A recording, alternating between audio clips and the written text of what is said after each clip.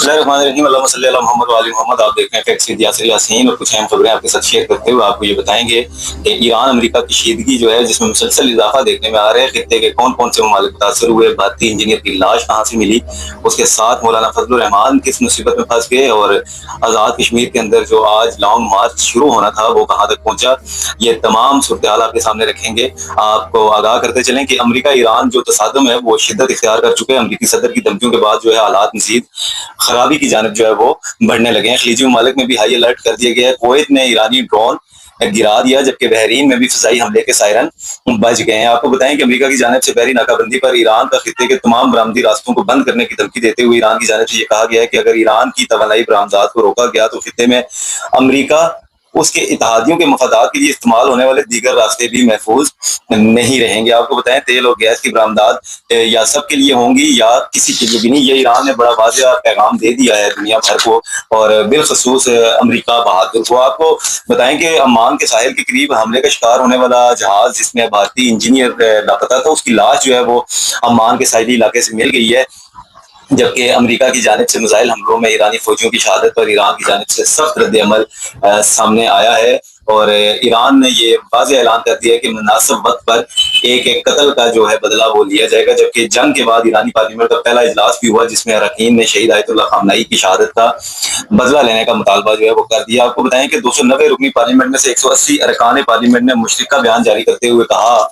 कि मफाहमती यादाश्त फौरी खत्म करके नई पॉलिसी और नई हिकमत अमली जो है वो मुरतब की जाए और अमेरिका के साथ अमन की जो बातें हैं वो सिर्फ बातें ही हैं, क्योंकि अमेरिका किसी सूरत खित्ते में अमन नहीं होने देगा। जबकि अमेरिका ने ईरान पर एक माशी वार करते हुए 50 से ज्यादा अफराद, कंपनियों और जहाजों पर जो है वो पाबंदी आयद कर दी है। जबकि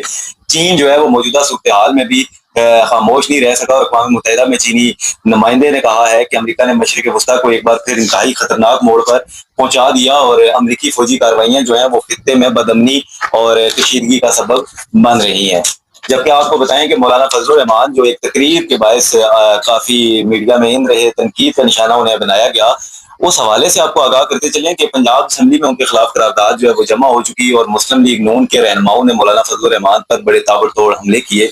आज गुजरांवाला की अदालत में एक दरख्वास्त दायर की गई है जिसमें मौलाना फजलुर रहमान को 28 जुलाई को ज़ाती हैसियत में तलब कर लिया। आपको ये बताएं कि मुस्लिम लीग नून के जितने भी रहनुमा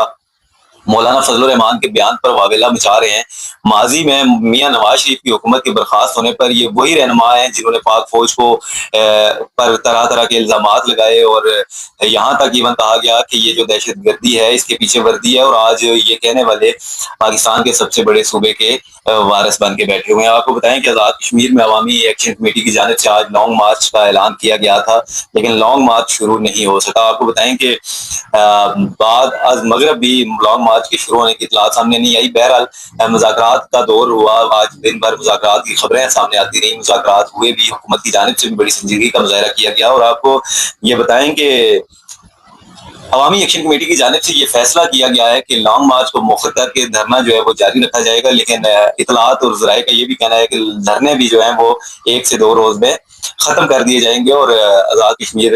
इंशाल्लाह एक मरतबा फिर अमन का गहवारा बनेगा। और तकरीबन 10 दिन के बाद इंतखाबात भी हैं और ताहाल इंतखाबी मुहिम जो है वो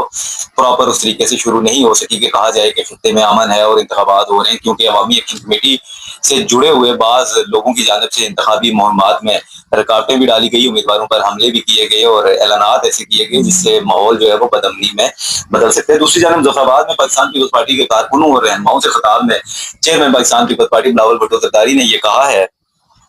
कि मुल्क के किसी भी हिस्से से फौज के खिलाफ अगर आवाज उठेगी तो उसे बर्दाश्त नहीं किया जाएगा। कोई भी बात होगी तो वो पाक फौज के खिलाफ किसी सूरत बर्दाश्त नहीं की जाएगी, बयानबाजी बर्दाश्त नहीं करेंगे। पाक फौज हमारी रेड लाइन है। उनका ये भी कहना है कश्मीर के फैसले कश्मीर में होने चाहिए, अगर कोई कश्मीरियों के खिलाफ नामुनासिब जुबान इस्तेमाल करेगा तो हम ये भी बर्दाश्त नहीं करेंगे। लेकिन याद रखें, बंदूक और धरने के जोर पर किसी किस्म की आईनी तब्दीली मुमकिन नहीं है। जबकि वफाकी मुतसिब बराए इस्दाद हरासियत ने आज एक सरकारी अफसर पर 5 लाख रुपए का जुर्माना आयद कर दिया। आप इस सरकारी अफसर का कारनामा सुनेंगे तो आपके सर भी शर्म से झुक जाएंगे। आपको बताएं कि ये मज़कूरा जो सरकारी अफसर हैं ये अपनी खातून कुलीग को औलाद ना होने पर ख्वाजा सरा होने का ताना देते रहे और ये इल्जामात उन्होंने सोशल मीडिया पर भी बयान किए। आपको बताएं कि सरकारी खातून अफसर ने खातून की जो کولیگ کی جو توہین کی، اسے بار بار بے اولادی کا طعنہ دیا اور اسے خواجہ اسرار سے تشبیہ دی، جس پر وفاقی متس برائے استاد حراسیت نے ان پر 5 لاکھ روپے جرمانہ عائد کیا ہے۔